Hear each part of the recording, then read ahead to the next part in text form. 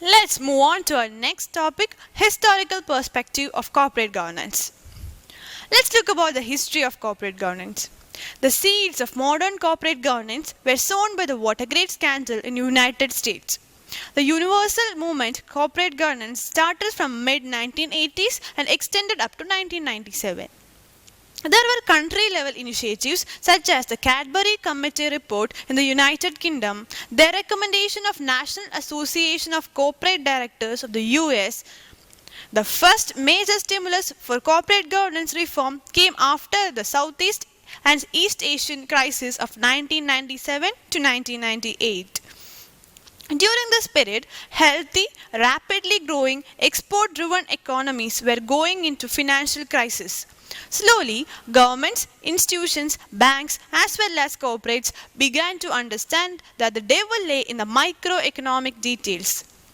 That is, the transaction between companies, banks, financial organizations, and capital markets.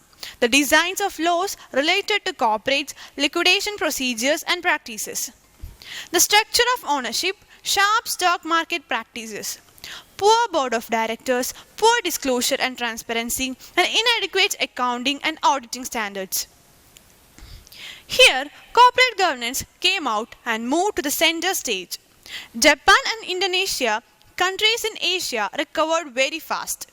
In the year 2001, Thailand, Malaysia, and Korea were on the course to regain their historical growth rates. Due to such speedy recovery, corporate governance issues were in danger of being relegated to the backstage once again. It seemed that there is no urgency to impose concepts like enhanced accounting practices, better disclosure, and independent board of directors. Corporate governance once again settled into a phase of extended inactivity.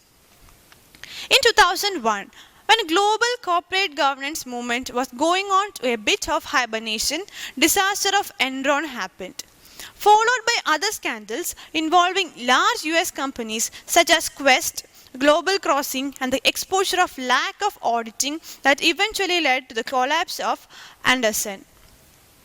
These scandals stunned the foundation of the business world and triggered more vigorous phase of reforms in corporate governance, accounting practices and disclosure, and this time more systematically than ever before.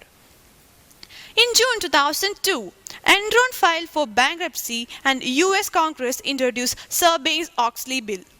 This piece of legislation called SOX brought with fundamental changes in the area of corporate governance, specifically for factors related to auditor independence, conflict of interest, and corporate responsibility, and enhanced financial disclosures. The SOX Act was introduced by the US President on 30th July 2002. Although India have been fortunate in not having to go through the pains of enormous corporate failures like Enron and WorldCom, it has not been found wanting its desire to further improve corporate governance standards. In the year 2002, the Department of Company Affairs under the Ministry of Finance and Company Affairs appointed Naresh Chandra Committee to examine various corporate governance issues.